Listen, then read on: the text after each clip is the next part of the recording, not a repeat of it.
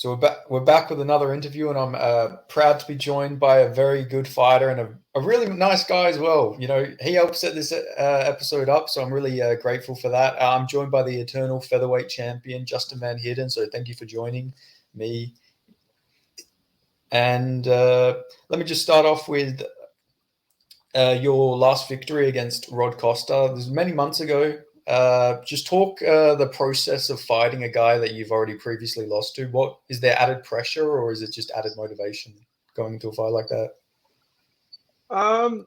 So yeah, for that fight, it was not so much pressure, but definitely motivation, especially because how it panned out. Like the fight was 2 years to the day since our first fight.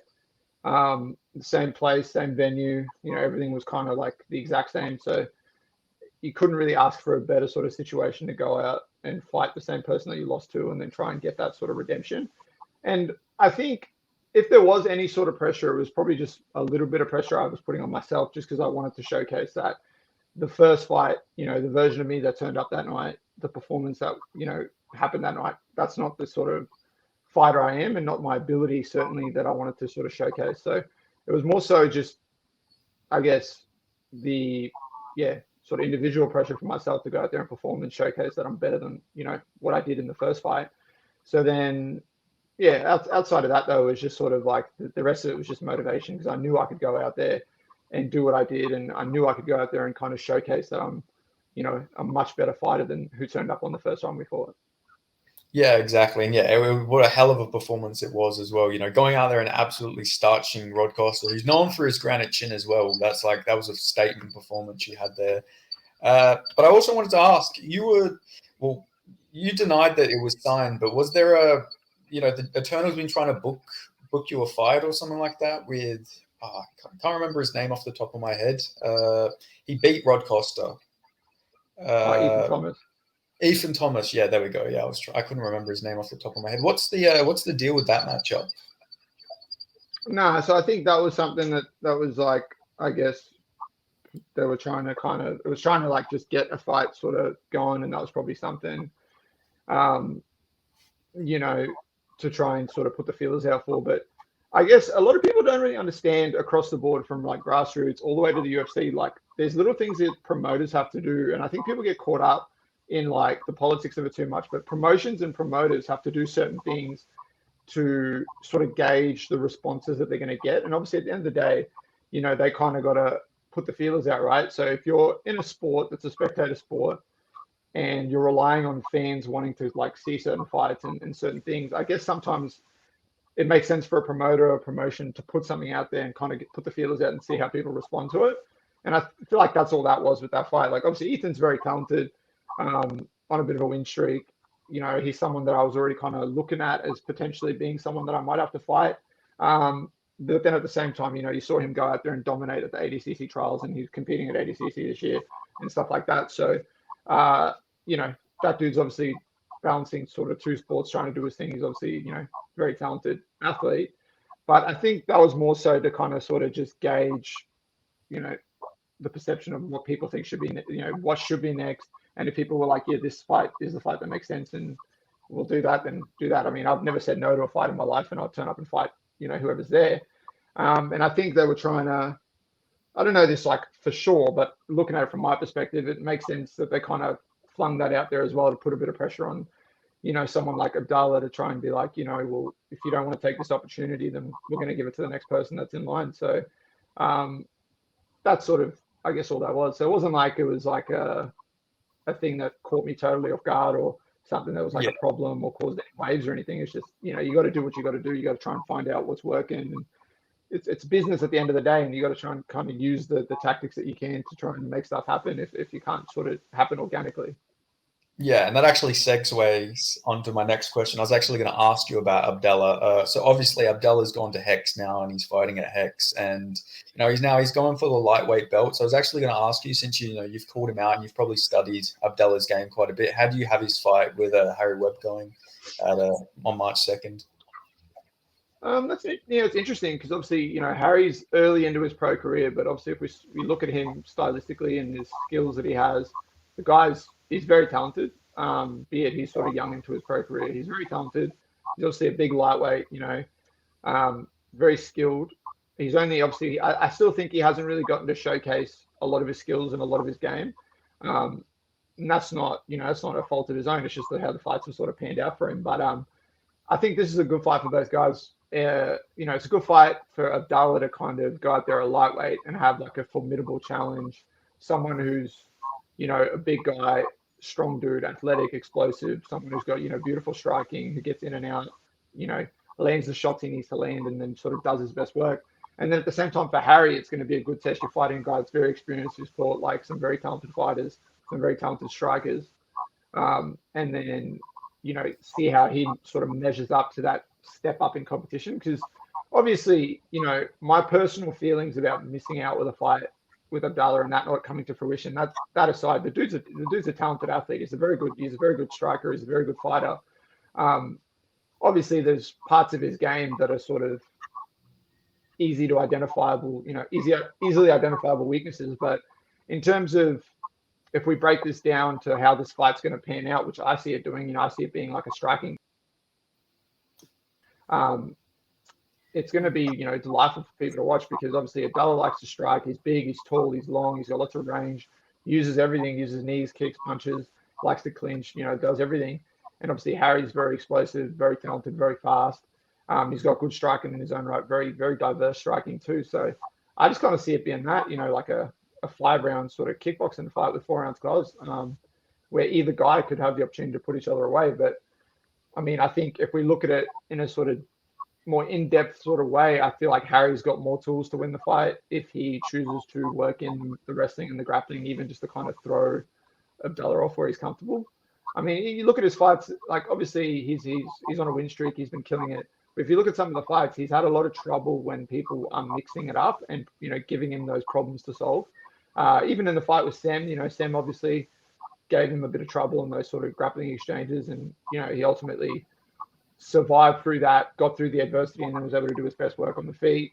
You look at his loss to Diego, it was, he was doing his thing on the feet. He was landing some good shots, playing his game, lapsed for 1 second in the grappling and got caught. So, it's hard to tell how good his wrestling and grappling actually is, because he hasn't had to continuously, I guess, as a pro, continuously battle that adversity. So we haven't really seen anyone really put that kind of pressure on him in those areas. Because the guy he's going to be a problem for you to solve on the feet. And if you kind of just stay at his range, like, you're going to have a rough night. He's just going to jab your face off all night and kick you from range and just pick you apart. So it's going to be interesting to see how that matches up with Harry's style of being able to blitz in and out real fast and sort of, be accurate, be explosive, and kind of do his work. So I think it's a good fight for both guys. But honestly, I feel like this fight for Harry is a good opportunity now. Like, all the chips are stacked against you in a way. You're the less experienced guy. People are probably going to be saying like, oh, this is, he's rushing into a fight like this with someone like Abdallah. But, if he goes out there and does his best work, he's setting himself up for massive things. And for Abdallah, it's a massive fight too. You're beating this young up and coming guy who's got a lot of hype, and then, winning a belt in another weight class again. That sets you up for some big things. So yeah, it should be a good fight. I'm excited to watch it. Yeah, I'm excited too. And actually, I think Harry Webb has a very similar sort of style to Seb Suzale. Sorry, he's your team. Suzale? Is it Suzale? Seb Saleh. Sorry, I don't want to mispronounce his name. Yeah, it's Hungarian, so it's a bit hard to pronounce for me. But yeah, he's got a very similar style, and he was actually giving Abdallah quite a lot of problems with his in and out style, I noticed in that fight. So I think Harry can have a sort of similar game plan there. So it is very interesting to look at it that way. Like, the only other karate practitioner he's fought, and he did find it a bit hard with the in and out style. So yeah, and I agree with your assessment of his ground game and everything like that. He's got really good cardio. I'd say that's his elite. I'd say he's got elite fitness, Abdallah. You can take him down a bunch of times, but in that 3rd round, he's going to come out his hardest, and he's going to fucking bring that dog, as he says. He's just a tough fighter. That's the best way I can describe Abdallah's game, personally. But I also wanted to ask about. So I watched a lot of your interviews. I've watched your podcast quite a lot, and I wanted to get what your beef is with Jake Matthews. Well, I mean, as it goes, as time sort of kind of goes. I mean, now I wouldn't say that there's much of a. I don't really like have much of a beef left with him, but initially at the time, it was just something that came to fruition when I was fighting Michael Barber. Um, we had obviously our first time we were scheduled to fight. COVID kind of put the brakes on that. It got cancelled. The second time we were meant to fight, the week of the fight, they had to pull out for the bantamweight tournament that they were trying to do, and I kind of stuck my hand up and was like, all right, well, I'll fill that spot instead, and I was like, I'll take this risk, take this gamble, because obviously if I can do it, then I get to fight twice in one night. That in itself is a sick thing to be able to do. And then obviously if you win both fights, you get a title, and then it kind of sets you up for a bunch of cool things. So I took that gamble. It didn't pan out. And then obviously then Michael and I were rescheduled to fight a third time. He was obviously very upset because our fight fell through for a second time where it wasn't out of our hands. It was based on a decision that I made. They're understandable. He was frustrated, wanted to fight, missed out. So I was like, and I messaged him after it fell through and was like, look, it's on me. Let's reschedule it. Let's make it happen. And then Michael kind of at the time took it to try to take it really far with like the trash talk leading up to the fight. He couldn't get under my skin. So at the time he was messaging my partner. He was just trying to get under my skin, and he was talking about my kid, and he was just like, being like, yeah, just trying to hit that nerve. So then part of that being at the time he was still training at Resilience, so and stuff like that, and he was training with Jake, and then Jake sort of started doing the same thing, started jumping on board, and he was doing the same sort of things, and saying a few things, just I know supporting his teammate, and I get all that side of things, but there's obviously a certain line that you don't go past, and he started saying similar things to what Michael was doing and jumping on the bandwagon, and I was like, all right, well, as far as I'm concerned, you're a grub, but so for a while there, it was very hard for me to kind of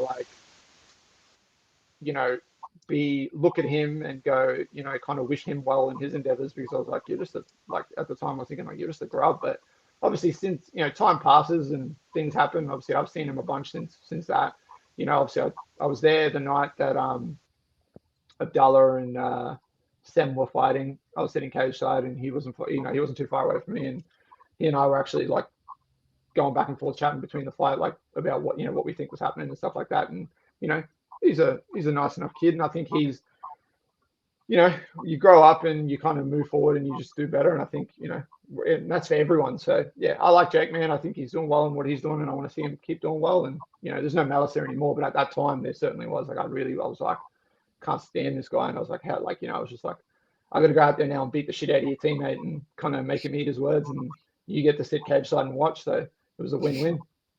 Yeah, I'm glad you two resolved that, because big fan of Jake as well. So I'm glad. Yeah, there's no beef there. But I have seen you going back and forth with Ilia Toporia's brother lately, and I've seen you say that you're willing to cut to bantamweight. Is that actually a possibility to go back down to bantamweight at this point? I mean, it'd be for a fight to sort of to make a fight happen. It would have been, and especially in where I'm at in my career now. Obviously, I've got professional team around me. We've got a great nutritionist. We've got great coaching and sort of stuff behind me. So for that, if that was sort of a stipulation that was necessary to make it happen, then yeah, for sure I would have done that. But that was just sort of something that happened. He and I were going back and forth a bit, and then obviously I suggested, then Volk obviously suggested that we fight on the same night when he's fighting Ilia. And that would have been a really cool thing to do, and sort of a really cool storyline to add to that fight as well, But then obviously he came back and said that, he doesn't want to fight on the same night as Ilia. He's just focused on helping his brother win a world title. And then initially was messaged me and said, well, we could, how about we tee something up for after that fight? And we were like, yeah, sweet. And then obviously he came back again and was like, no, it has to be at bantamweight. I'm going to fight at bantamweight. And it was and then it kind of was just fizzling out from there. So it was just one of those things which would have been at the time, it would have been a cool storyline to kind of capitalize on and kind of have happen the same night that, his brother's fighting for a world title. But obviously, each to their own. Obviously, some people don't want to have to fight with that extra pressure. And I guess in a way, he didn't want to put any extra pressure on his brother, because it'd be pretty hard, I guess, if you're someone that can't deal with that. It'd be pretty hard to see your brother fight. He loses, and then you got to go out there and fight for a world title. But me personally, I don't think that would have affected Ilia, but obviously it was a discussion, and then there was nah, I'm not going to do that. So yeah, it's just one of those things. Would have been a cool fight just to have. Yeah, definitely. I do like the whole backstory, and especially if you were to beat, you to beat his brother, and then Ilya goes on beats Volk, then that sets up the story for you and Ilya down the line as well. So that would be like, you know, it would have made the fight if you and Ilya end up fighting down the line. That would have made it even bigger. So Yeah, 100%, 100%. yeah, but I'm not even quite sure if his brother's signed to the UFC or yet not yet because I keep seeing Yeah, all he these. did. It keeps saying that he is signed, but now it's saying that he's not fully signed yet, but he's just in talk. So I'm not quite sure what's going on there. It seems like a weird situation, but I'm hearing a lot of people say Yeah. his brother like as good as Ilya. So it'd be interesting to see how he Um, does it. yeah, he's very similar. Like they fight the same, very boxing heavy. Barely throws any kicks, and then he's got like pretty good grappling and wrestling as well. He like likes to mix it up. He does a bit more of his work on the mat. He likes to take down people and kind of uses grappling a bit more. But similar to Ilya on the feet, very boxing heavy and just looks to push people on the fence and land big shots. Yeah, he seems to be more grapple heavy than Ilya. He seems to use his ground game a lot more than Ilya does, from what I've seen. But Yeah. a lot of his foot, he hasn't fought for a while though. Like from looking at his record, I think he had maybe a fight last year or something like that. But besides that, all of his fights are from quite a long time ago, so it's hard to gauge where he Yeah, no, is. exactly. Yeah. So I wanted to bring up another thing. Before you were an actual fighter, that you were actually in a news article where someone actually called you, and it was a pretty fucking distasteful prank. But they tried. I think somebody called you and tried to tell you had like a brain tumor or something like that, or you had brain Yeah, it cancer. was nah, yeah. So I was I'd had a fight and then I had to go get like a couple of scans and stuff done just for like just to they wanted just to follow up just to sort of make sure that uh you know everything's all sweet and then yeah it just turned into this weird thing where someone called and whether they worked there or whether they just knew that I was going in there for that or it was just a weird situation and then yeah like ended up and obviously I was in a situation where I was like at that point, it was still early into my sort of career. So you're not managing emotions post fights as well as you are now. You're not sort of as clear as you are now, because that all comes with time. And then, so you're already in such a weird situation. And then someone like, yeah, puts an added extra sort of thing in there that you weren't even considering. And then you just go, obviously, you're just going to go to the extreme. So yeah, obviously, then I thought, oh shit, like Yeah. there's something bad going on there. And it ended up just being like uh, yeah, just like a stupid prank. And at the time when the article got put out, the hospital and that responded and tried to kind of say that, or they did, they sort of did their thing and was like, oh, we looked into it and we can't figure this out. Blah, blah, it's nothing from our end or something like that. But then obviously there wasn't like any follow-ups or anything like that. But actually, I spoke to someone from the hospital at the time, like 2 or 3 weeks after that, and they actually called me and said that they found it like they found like a thing that matches up with the time that I said that I received a phone call and stuff like that. But in terms of for them to figure out who did it and what time it was, it just isn't a possibility because it was made from the building from in the building somewhere, but not somewhere where they even have like a camera to be able to go, okay, it was that person that was sitting there and they did that. So it was just like one of those things. It's just a silly prank, like yeah, it's a silly prank that someone pulled. But at the time, I was young, I was Yeah. kind of under a lot of pressure. I was kind of putting a lot of pressure on myself. I was still trying to manage how crazy the sport is and stuff like that. So, at the time it threw me for a loop, and stuff like that. So I was like certainly freaked out, but yeah, these things happen. Yeah, but you got to like there's pranks. There's like pranks that are funny, and then there's that. Like that's not even like funny though. It's just fucked up. Like I don't see the humor in that myself personally. Like whoever Yeah. did I mean, that.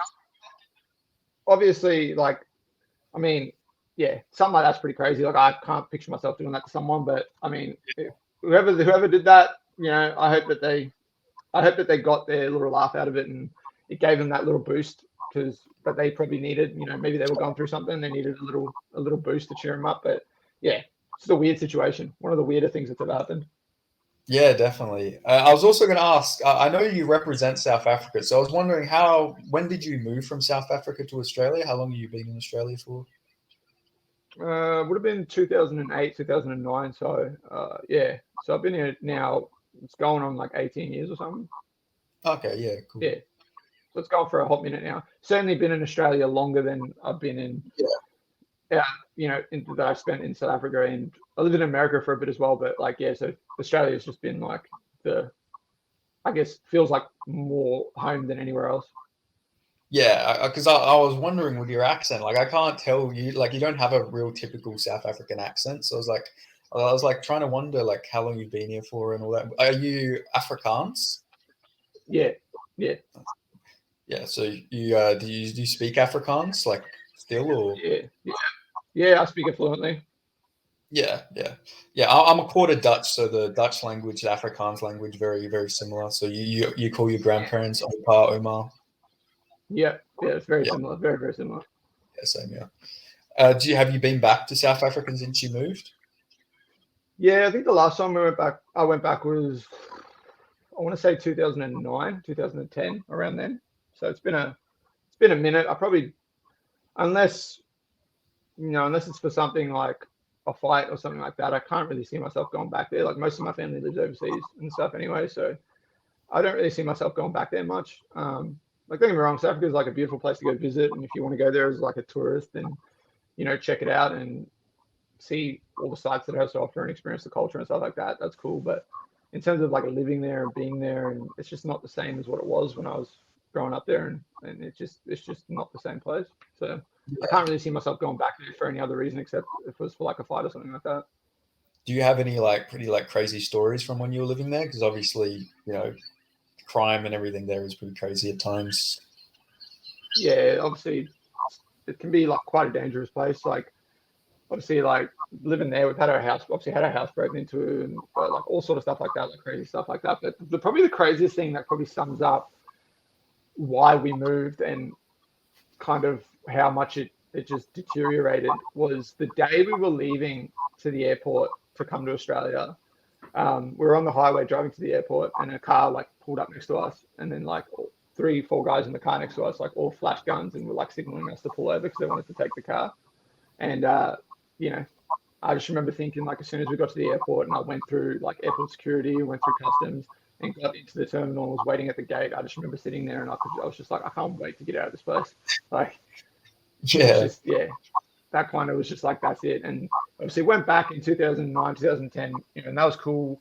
Went to visit family, went to go back and see like some people that still live there and stuff, and go back and see the place that you grew up and that you have like deep roots in. But even then, it was just kind of like it just didn't feel the same, and it was kind of like you were just kind of counting down when you could come back to Australia because Australia's like sick, so like yeah, it's kind of like come back here whenever I go. yeah, absolutely. Yeah, every South African, like Perth has a very big South African community. So every South African person I've talked to, they just tell stories about how, like, yeah, they would be driving, and then next minute a car will pull in front of them, and then people jump out of a van or something like that with weapons, and yeah, it sounds fucking crazy. So Yeah, explain. there's certain parts that are still like pretty good, like Cape Town, Pretoria. There's certain places that are still like pretty cool, but then obviously where I'm from, like Johannesburg, is like it's a complete shit show, and there's like other places where it's like holy crap. But yeah, all in all, like obviously I love South Africa. I love that's always going to be a part of my sort of fiber and everything. But in terms of ever going and like living there, no way. I'd never go back there. Yeah, but it shows that it does breed South Africans are some of the toughest people in the world, and we're seeing that recently with the rise of South African MMA. With Dricus du Plessis winning the middleweight championship recently as well. Yep. Yeah, I wanted to actually get your thoughts on Dricus du Plessis' performance over Sean Strickland. As a fellow South African, and then just your overall thoughts on Dricus du Plessis. Yeah, he's obviously he's a very talented man. Like he's been obviously I've been sort of privy to him and his fighting career, so like from early on.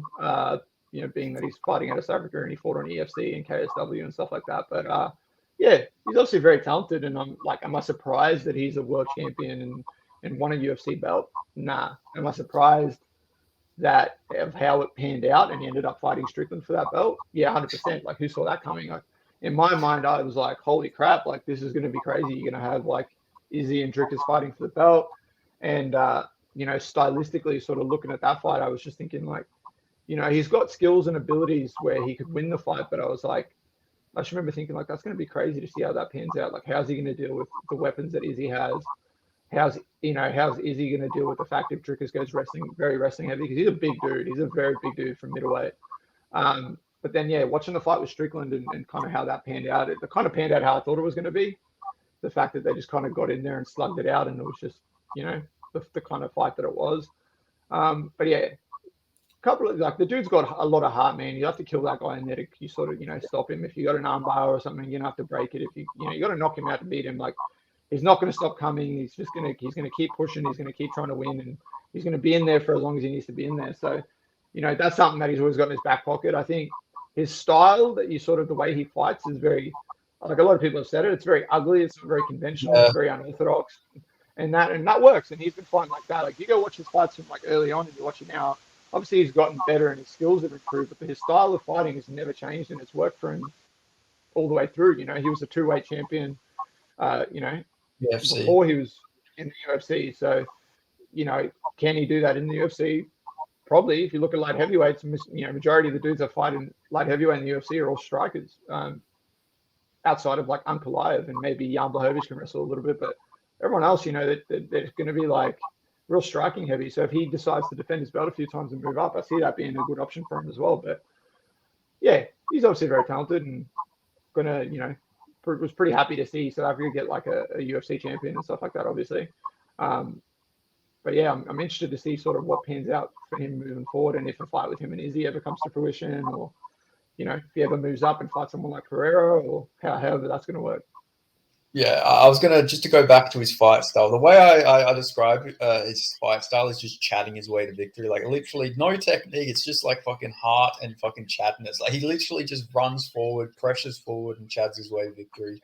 And it works for him. Like, it just seems to work. So yeah, I do love watching him fight, because it is just amazing to see that sort of style have so much success. Like, beating Robert Whittaker, beating Sean Strickland, like beating Darren Till. Like, he's beat all these good guys, all these technical strikers, just by like running forward and having a very unorthodox style. Yeah.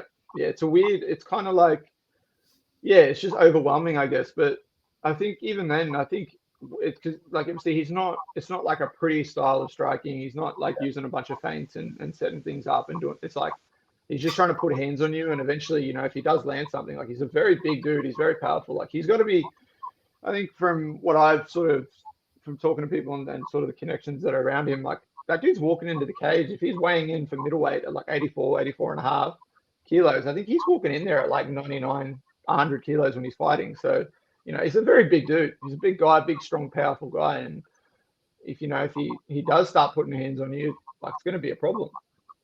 Yeah, absolutely. And it's crazy to look at how big he is now, because he used to be a welterweight, which is like unfathomable, in my opinion, that guy ever made 77 kilos. Yeah, it's insane. But yeah, just talking about the Israel Adesanya matchup, how do you actually think that matchup would go with him and Izzy?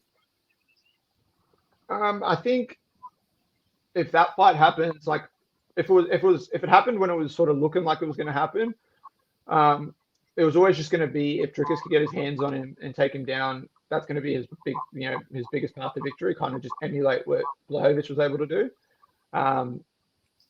But looking at the fight now, if I like kind of how it would match up, especially with Izzy losing the fight to Strickland, knowing that he kind of like I was saying before, even with my fight with Rod, like, knowing that you didn't turn up and you didn't perform the way that you're meant to perform and to the level that you're capable of. I feel a fight with Izzy and Dricus now is a lot more intriguing, because I feel like there's a lot more problems that Izzy will present to Dricus, and I feel that the route to victory for Dricus isn't as simple as just, I'm going to get our hands on Izzy and take him down and hold him down. Like, I don't think that's a thing that people could do to Izzy moving forward. I feel like he's going to be a lot harder to deal with in that sense. And at the same time, someone like Dricus who just comes running in or pressuring forward like that, we saw Costa do that and try and do something similar, and he's a lot more technical, and he tried to do that with Izzy and just got destroyed. So, there's all those sort of factors, but at the end of the day, it'll come down to who can dig the deepest, and then whether or not Dricus can get him on his back or not.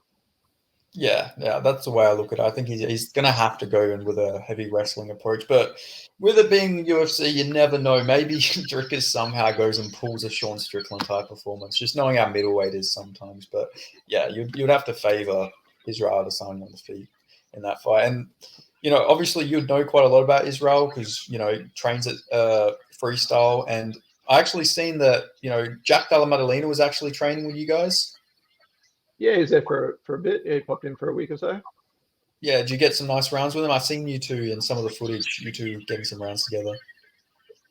Yeah, I got to move around with Jack a little bit, which is cool because obviously, he's fighting Gilbert, so I got to try Yeah. and emulate Gilbert for him, obviously, and kind of give him those sort of looks. And yeah, it was cool, man. That guy is obviously we don't like that guy's so talented, man. And then his obviously you watch his fights but then obviously getting to spar with him and kind of experience how he sort of does his work and how he sets things up is just beautiful. Like the hand speed, the way he kind of how he throws his shots and everything. It's just like being in front of him and actually like kind of experiencing that was very interesting. I was like, and then obviously the how accurate he is with finding targets, like it's just it was really cool. And then obviously, I think I like to think. I mean, I certainly got a lot of it out of the rounds I did with him, but I like to think I hope I gave him some good looks for his prep for Gilbert, and gave him a few good rounds and some good work. But no, it was cool. It was cool having Jack down here and getting some work in with him.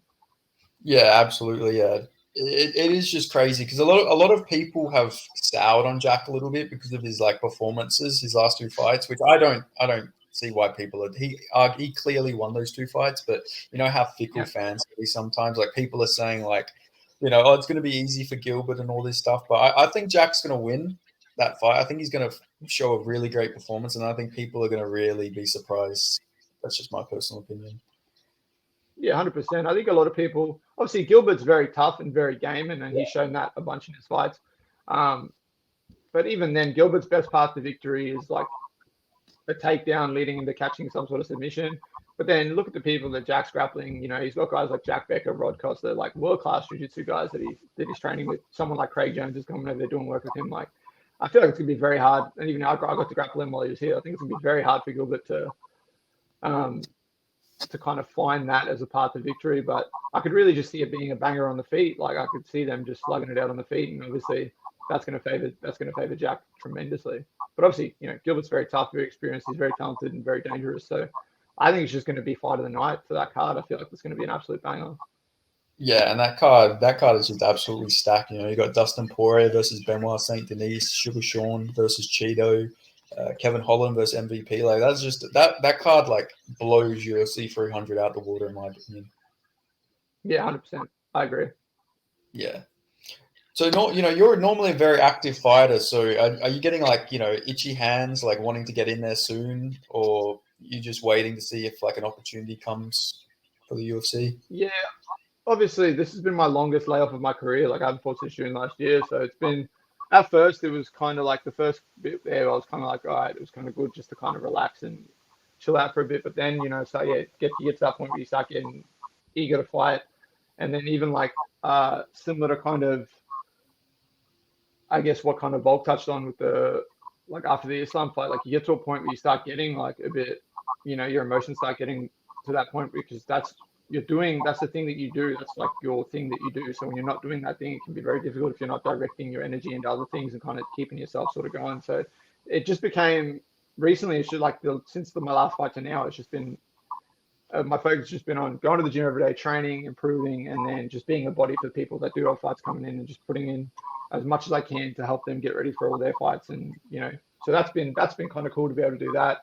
And it's kind of I'm just sort of taking it for what it is. Like obviously, I like to be active, man. If it was up to me, I would have fought 4 times since my last fight, 4 or 5 times. Like I just want to keep going. But just sort of figuring out what's next and looking for something, but certainly want to get back in there very soon. And hopefully, that's going to be something that happens very soon. I know Joe's in the process of figuring out a few bits and pieces. So hopefully soon I'll have some fight news to bust out and then get back in there and just compete and do my thing and showcase some of the improvements that I've made. And is there any opponents like you're looking at facing next, or is it just whoever you go for? Um, If it was like looking at the landscape, especially if we're talking here in Australia, like the featherweight sort of landscape, there's not much really there with, obviously now with Abdallah moving up to lightweight at Hex and stuff. I mean, I can't imagine him wanting to cut back down to featherweight especially if he wins the fight. Then you got someone like the only other fighter featherweight that makes sense, that would have made sense would be someone like Khan Offley, but obviously Khan's a strange entity in itself. Like he's not really hasn't fought since he fought Jarrett, and I guess obviously who knows what he's doing. Obviously he swapped gyms now, lives moved to Bali and stuff, so he's obviously doing his own thing. It's like, yeah, is he going to fight again in Hex and Defender's belt? Is he going to, like, you don't know. So those two fights were the only fights regionally that kind of were like made sense. So I guess potentially looking at someone from overseas, or maybe a top featherweight within the Oceanic region from somewhere else, see what we can make happen. But I just want to, make sure that I fight someone who's at the level that I'm chasing, and then a sort of a challenge, and kind of gets you going, and kind of like adds to the record that I've already got. Like I want the opportunity to fight someone that's dangerous, go out there, put on a good performance, hopefully get a finish, and just continue the momentum that I've kind of set up for myself since I lost that fight to Rod, like that first fight.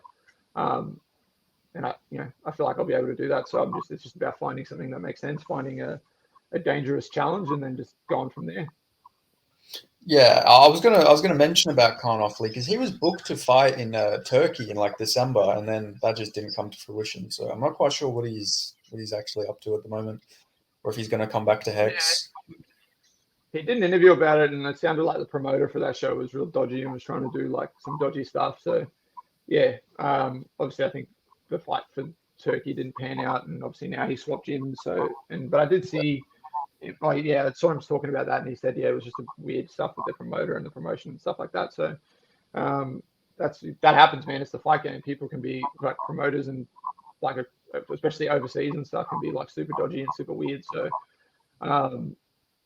hopefully he gets back to it soon, man, because that guy's he's doing his thing too. So hopefully he fights again, and would have been cool to have that fight. It would have been a fight that made sense, but yeah, it is what it is. You can't really sort of sit around and wait for stuff. Yeah, exactly. And who knows? Maybe you're going to have to go international, to get a fight at this point. You had Abdallah had to go to Vietnam. Khan was going to fight in Turkey. So maybe you need to pop up in some random country and fight someone, like the rest of the featherweight division. But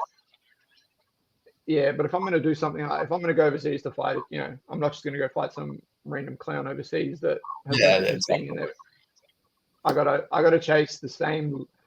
I want that feeling where I'm like walking out for a fight and going like, holy shit, like I got to go out there and do my thing because this is a dangerous fight, and so it'll be cool to see what's next, and I'm sure I'll have something soon, and then be able to just get the ball rolling. And I mean, it's still early days in this year. Like I'd like to still get like 3 or 4 fights in.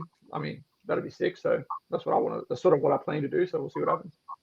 Well, I seen Alan Philpott trying to make a fight between you and Paul Hughes, which would be a really good fight. Maybe, you go fight him in Cage Warriors or something like that. I reckon that would be a sick fight.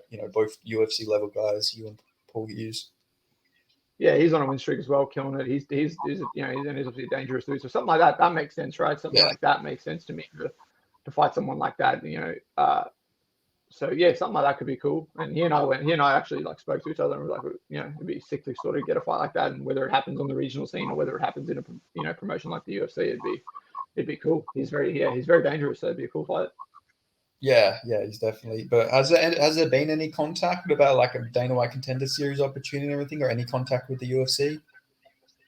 Yeah, there's obviously that's all handled by Joe and that. So that's all like kind of their that's all their sort of things to do with. I know that there's been sort of a dialogue back and forth there. So,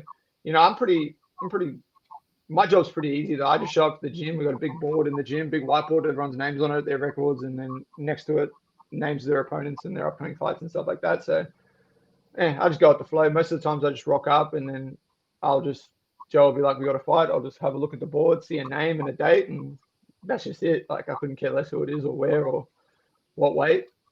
I just kind of show up and just go with the flow. Like that's kind of the best thing about being at freestyle is like I'm exposed to high level coaching, high level training partners, high level people popping in, across the year. And so what I experience inside that gym is, nothing in a fight's going to surprise me or catch me off guard. And there's, so I'm not too phased about who it is or when or where. So yeah, that's a load off my back I don't have to worry about. Yeah, I was gonna say, yeah, you got the easy job. You just got to go to gym and get abused by Joe Lopez and then fight. So 100%.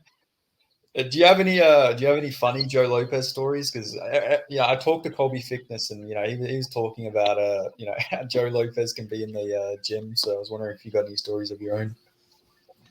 Oh man, I got heaps. He's yeah, Joe's awesome. He's like one of the funniest people, and just like obviously will spray you constantly. Especially me, I cop it a fair bit, but yeah, it is what it is. I enjoy it. But no, probably one of the funniest stories is when I flew down to Melbourne to fight on Hex against Josh Riley. Obviously, that fight ended up going to the third round before I was able to get a sub and get the win. And round two, obviously got clipped with like a big right hook and got sat down. And then, had to kind of like reset a little bit and get back to it. Josh obviously did some good work and, cracked me with a monster right hook and sat me down. And then I remember we were on the plane, like flying back to the airport in Sydney. And then we were sitting on the plane, and obviously it's like Joe to my left, I'm in the middle, Volk's on my right. And then Joe's like, oh yeah, I'm going to try and get some sleep. So, he looks like he's nodding off. And then I pulled up my fight to like watch it back with Volk and kind of break it down, what I could do better and stuff like that. And we got to the second round and where I got clipped and got dropped. And then out of nowhere, Joe just kind of sat forward and he's like, see, this was shit. This right here, this was shit. We don't need to do this. This shouldn't have happened. And it was like just caught us both off guard because I was like, I thought he was fast asleep. So yeah, he was like, it's like he just knew that we were like, he just knew that we rewatched the fight and that I just needed to do better. Like in the cage on the night of that fight when I came back after the second round. Obviously I'm in the cage. Volk's there giving me some like technical advice to go into the next round and be like what to look for and sort of what we can capitalize on. And Joe just comes over and just goes, did I fly down here for nothing? He's like, you're making this too hard. He's like, go out there, take him down and choke him out. And I was like, all right, cool, let's do that. So then obviously round 3, I was able to do that. But that's what it is. Like, that's my favorite thing about Joe. Joe's going to tell you what you need to hear and, kind of just keep it real. And he's not a yes man. Like you see some of these people, man, they got people around them that are just telling them they're the best in the world and they're killing it. They're doing everything perfect and they're, everything's just dandy and fine and whatever. Like you can't have that. You need people around you that are going to tell you how it is and keep you in check. And that's certainly something that Joe knows how to do very well. So yeah, it's always just funny because like he's into us constantly in the gym and it's hilarious. But at the same time, when you need to kind of be told to pull your head in a bit or you need to, you need that sort of reality check, he's going to give it to you because that's just how it is. Yeah, and so where does Joe Lopez rank up in the top trash talkers? It's Conor McGregor, Chael Sonnen, then Joe Lopez, or is it Joe Lopez, Conor McGregor, then Chael Sonnen? I'd say Chael, Joe, then McGregor. Yeah, I can see that. I mean, we got obviously there's a lot of stuff that with fights like obviously there's pre-fight media and stuff like that, and the banter that the reels full of footage of banter that they must have of Joe just coming up with some zingers is just it's probably just in a vault somewhere with like the embedded videotapes that they got for the UFC and stuff because there's some funny things, man. Like, and it's just constant. Like he's just always on. Yeah, I actually seen that you and Colby got interviewed, but I don't think you were actually on Embedded.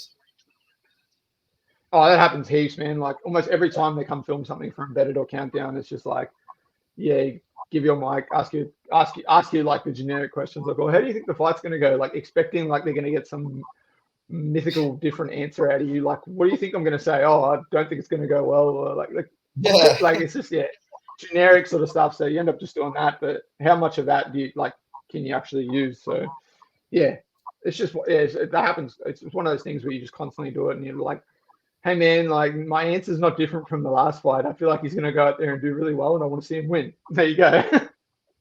Nah, they're just hoping one day you just go throw him off and think, I think he's going to win, but I'm really rooting for him to lose. Like, get to throw him off with something. when he fought Islam the first fight, they asked me, they're like, "Oh, how do you think the fight's going to go?" And I was like, "Oh, Volk's going to pull guard and triangle him. We've been drilling. That's all we've been drilling. Is just pull guard, throw up a triangle." And yeah, they were like, "Oh, really?" I was like, "Yeah, like 100%. That's what we're going to go for." So yes, I mean, keep an eye out for that. And I was kind of hoping they would have actually, that one would have been funny for them to use and just kind of see them put that out there, because it would have just been hilarious. But yeah, unfortunately, didn't use it. Yeah. Yeah, no, it's unfortunate. Yeah, you see a lot of these embedded, like you see all these people say, "Oh my god, I'm on embedded," and then it comes embedded and they just cut them. It's like, what are they wasting their time for? It seems like they interview everyone, but they only post like a percentage of the footage.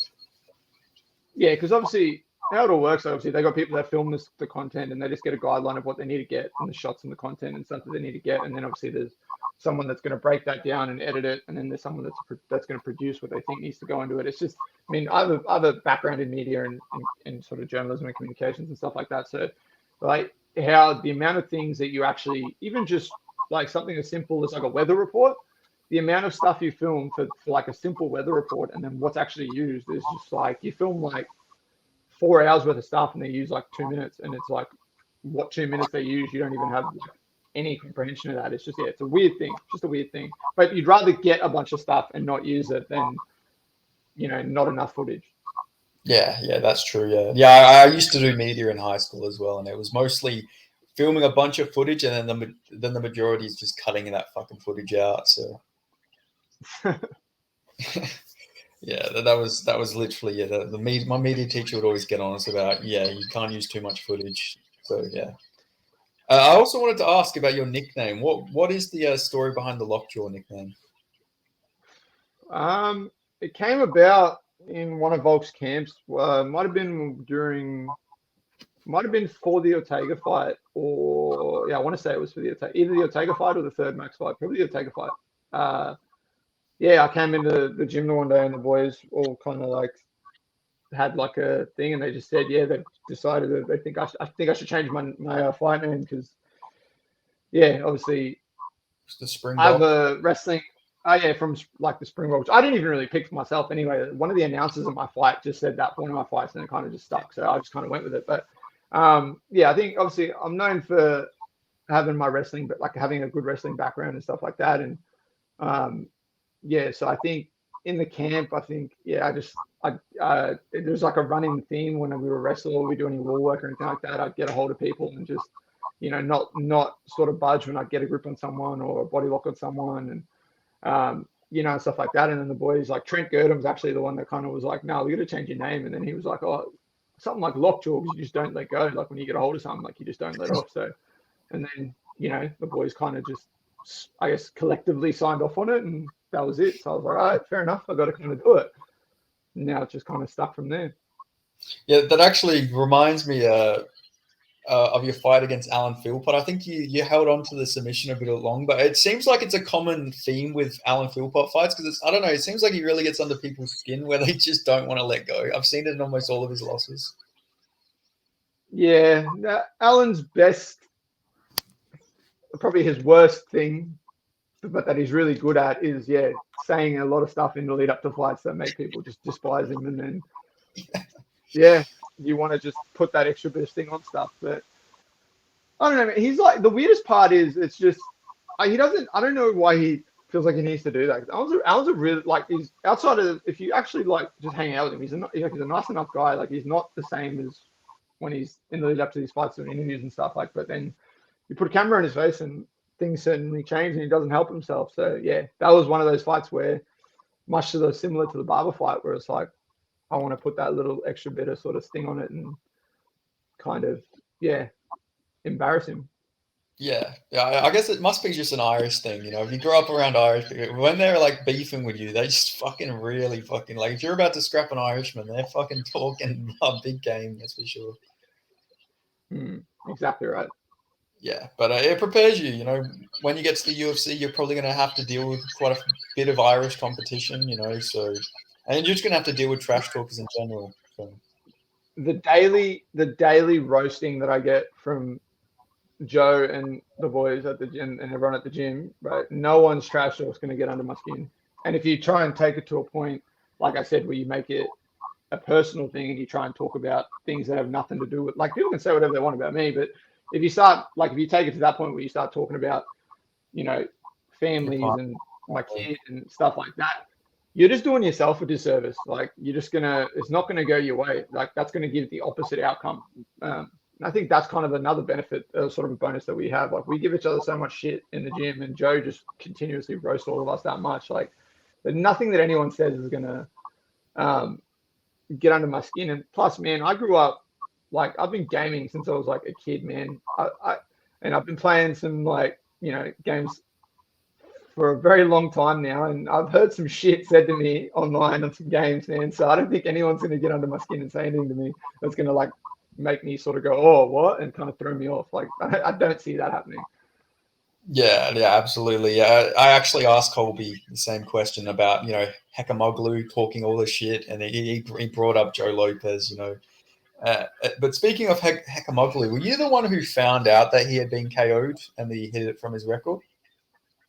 Well, yeah, it was like a couple of people I saw a couple of people saying something about he had a fight where he got knocked out, and then I was like, but it was real wishy-washy, and it was like, because he changed his name on Tapology, so that it seemed like it was just someone with a similar name or whatever, and it was like real weird. But then, yeah, I went and did a bit of digging and found the footage of the actual fight, and Nolan King he's one of the reporters for MMA Junkie, but he's the moderator for Tapology for the Oceanic region.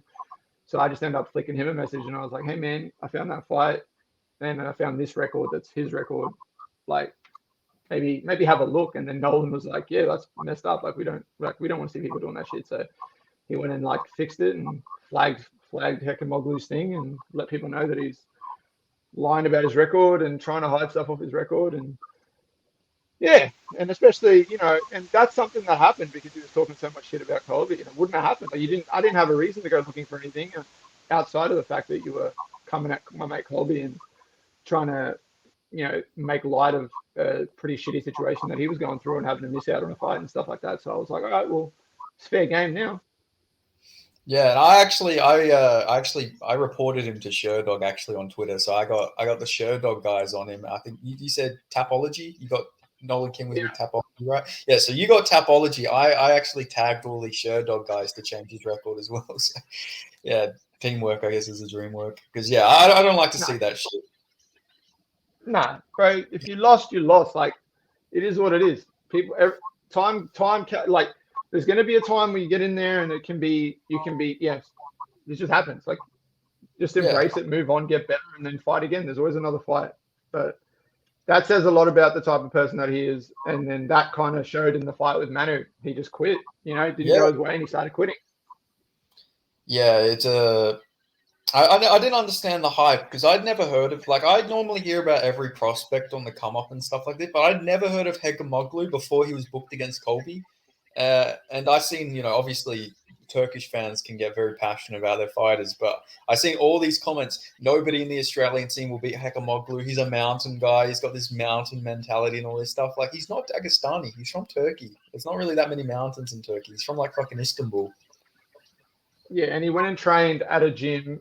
Yeah. And he didn't train with Khabib and with Islam and with those guys, because you can't just go train with those guys. You can only go to that gym by invitation. So yeah, he might have got invited, but he would have been training with, like, some other sort of lower level guys. You didn't train with Khabib, you didn't train with Islam, you didn't, that's not how that works. You can't just go, doesn't matter who you are. Like, there's guys that are like 15, 16 and 0, absolute monsters with, like, that competed at, like, the Olympics and won Combat Sambo Worlds that have tried to go train there that haven't been able to go train there. So, like, it's very silly.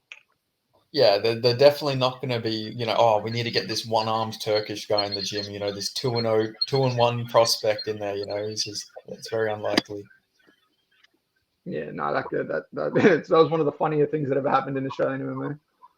Yeah, definitely. Now, nobody's talking about him now. He was the fucking color of the month. Everybody talking about him. He's calling out everybody, and now it's just radio silence. Yeah, and that's just how it goes, man.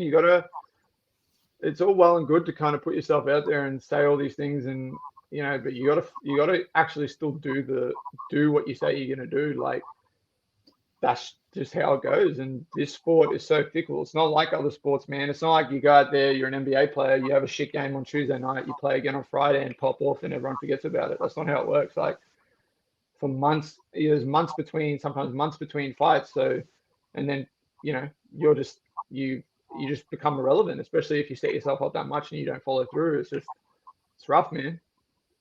Yeah, absolutely. And yeah, the spectacle he made of it, yeah, it makes the fight interesting and everything, but you got to back it up. Like he was apparently trying to fight Joseph Luciano before the press conference they had because he thought he was Michael Manu. Yeah, exactly. This silliness. Yeah, it's like, how do you not look at Joseph Luciano and realize, yeah, this guy's a few fucking weight classes a bit bigger than me? I don't know. It's a bit silly. But yeah, he definitely got humbled. But I was going to ask you also, because obviously you fought at bantamweight, featherweight, lightweight, and welterweight. Why were you at welterweight, and what was the story behind that? I think it was a short notice fight, right? Yeah, I've got 3 of my fights. Sorry, two. I had 2 fights at welterweight. One was well, at the time too, I couldn't get any fights at featherweight. The one fight I had at welterweight was against Aiden Maroki. I took the fight the night before weigh-ins because Tristan Murphy was scheduled to fight Aiden Maroki and pulled out with like a back injury or something. And then so I was just, and I obviously, I was training, I was in shape, I didn't have any fights coming up, I knew I wouldn't have to cut any weight, so I was like, I'll fight him, and end up just coming together. I ended up fighting Aiden, went to split decision, didn't go my way, but it was just one of those things where I was like, just wanted to fight. So, and then the other fight I had at welterweight, I fought on XFC against a guy named Nathan Wilson. One of my teammates got injured at the time that was scheduled to fight him 2 weeks before the fight. Again, I was training, I was in shape, I didn't have any fights coming up, I couldn't get anything for featherweight, so I was like, I'll replace him, I'll fight. And then end up going out there fighting Nathan and subbed him with a triangle and got the dub. So it's just one of those things. It was you're taking a risk because you're not getting fights, and it panned out. Sometimes it didn't pan out, but it is what it is. Like, and that's why I was kind of I could sit there in hindsight. Everyone could sit there in hindsight and go, "Oh, well, you didn't have to take fights like that at welterweight and a short notice and stuff like that and do those things." But all in all, I look at it as like it's led me to the point I'm at now, and it's all shaped how I've become the fighter I am now. Like, because I can sit there and go, "Oh, hindsight, I shouldn't have done that. I shouldn't have done that." But the ones that didn't pan out, had they panned out, you wouldn't be saying that. You'd be like, yeah, I'm awesome. This is sick. This is great. Look, I went and fought it. Whatever, it is just one of those things. But yeah, if you look at my record, like a couple of my losses were up in weight, fights like that I took in short notice, like a couple that didn't pan out. But at featherweight, I'm 11-3, and I've avenged 2 of those losses. So yeah. I think people kind of, obviously it's hard for people, like, unless you're sort of involved in the sport and you sort of look into it, you would know that. But yeah, it's just one of those things, man. Like a couple of my losses on my record aren't even in my weight class, so it's just one of those things. Yeah, and I feel like you've taken like short notice fights at welterweight and stuff like that. That's things that like the UFC are going to see, and they're going to they're going to look at that and they're going to say, yeah, he might have lost those fights, but like this guy's a featherweight and he's going up and fighting these fucking guys on such short notice. Like that's things that get you noticed. Even with losses, you go in there and have good performances. Yeah, exactly. Like the 2 fights I had at welterweight, one of them I won, one of them I lost a split decision, and it was a banger of a fight. Like if you go back and watch the fight, it was a very, very, very fun fight. Like the first round, I got some really good work in, nearly finished the fight with a sub. Second round, Aiden came out and put on a boxing clinic, started landing some bombs and some combinations, and it was just a scrap. And then the third round, we just kind of, we both had some moments. And then the ending of the fight, very similar to Max Holloway, Ricardo Lamas. Like he pointed to the floor and we just stood there and scrapped out for the last 15 to 20. So yeah, it was just one of those things. And I still think, like I said, it, regardless of that one not panning out and being like leading to a win for me, it was still something that kind of like led to shape who I am now. Like I know I can go in there and scrap with someone at welterweight for 3 rounds and get after it. What's a featherweight going to do to me? So you know what I mean? Like it is what it is. And were you cutting like weight, or were you just eating to keep the weight? Like how did you actually, like what was your walk around weight during that time period? For both of those, I weighed in like right on the welterweight sort of limit. I didn't have to cut anything, and I was just kind of walking around at that. that sort of weight. Like obviously nowadays, with having a nutritionist and being a lot more sort of dialed in across all those areas, like I don't walk around as heavy as I used to, and then cut to featherweight, like a lot more sort of dialed in. But back then, I was just I would sort of maintain and sit at like 77, 76, just in between sort of my fights anyway. So yeah, it wasn't like one of those things where I was kind of like having to cut weight to even get sort of ready for a welterweight fight, or trying to eat a bunch more to keep on size or anything like that. I was just kind of sitting in that sweet spot. Like I'm a big featherweight man. I think people don't really realize until they get in there with me, but I'm very big for this weight class. So good attributes for this weight class too. So yeah, but I'm in that perfect spot now. Like I don't kill myself trying to make weight. I do it right. I do it good. It's an easy process with the team I have behind me. So yeah, it's all where it should be. Yeah, no, you definitely are a big featherweight, which is why I'm, like I said before, I was shocked that you were considering, fighting Tapori's brother at bantamweight, because I could imagine those weight cuts, back in the day were definitely hell. But like you say, you do have a good nutritionist and everything like that now. Yeah, 100%. It's just one like nowadays, you're a lot more mature, a lot more sort of, dialed in with certain things like that. So obviously you got to do what's best, and obviously they're the professionals. I just go off what they say and kind of just do what I need to do, tick the boxes I need to tick, and everything's just a breeze. But yeah, compared to back in the day, you're just winging it. You just kind of it's just about getting a number on a scale. That's all you're thinking about. You're not thinking about the effects it has on your body and how to do it and mitigate that and make it as easy and as safe as possible. I mean, it's never fully safe, but you obviously there's some things you can do to make it a sort of better process for yourself. Yeah, for sure. And I'll just before we end this, I wanted to ask about your thoughts on like potential matchups, like in the UFC, and I wanted to give some hypothetical matchups that I'd just like to see you have in the future. So Diego Lopez is one of the fights I'd love to see. He's a good striker. You're a good striker, but you've both got really good grappling. So I feel like that'd be a good matchup. So I want to get your thoughts on all these matchups, but I'll just give them out first. Then I wanted to also see you versus Ryan Hall, because he's just a strictly jiu-jitsu guy, but I want to see how your grappling would match up with his. And I'd also like to see you versus Damon Jackson, if you know who he is. Yep. Yeah, no, those are all dope fights. I like all of those. Yeah, someone like Diego would be cool. Obviously, I've when he kind of made his debut and kind of watching him fight, like he's one of those. He's got that similarity to Oliveira in a sense where he's real scrappy too. If he gets after it, and if he gets cracked, he's ready to go again and capitalize, and he can find sort of opportunities. So, and then obviously, yeah, he can grapple and stuff like that too. So I feel like that'd be a cool fight to kind of test that out and see, where at that level where you sort of like where your skills kind of match up in that area. So Justin the Bronx as well.